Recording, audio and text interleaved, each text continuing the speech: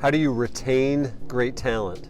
How do you retain them? Like, you've got great talent, how in the world do you retain them?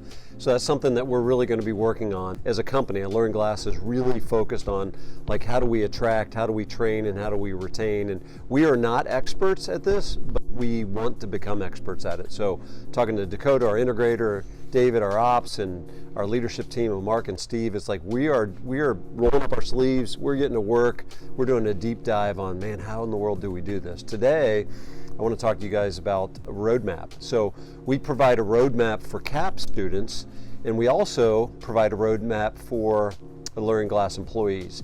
And what's interesting about a roadmap, especially in a company like ours that has arguably 7 departments, six departments that are required to take a project from cradle to grave. But if you look at social media and even our leadership team, you could argue there's 7 or 8 departments. And so when a new person like Landon or Brandon or Kyron come into our company, we don't know exactly where they're going to end up in the roadmap. But we have some ideas where they're going to journey. And when you sit down with them, or we got Andy Naylor is going to be starting this week, next week, he's going to be starting soon.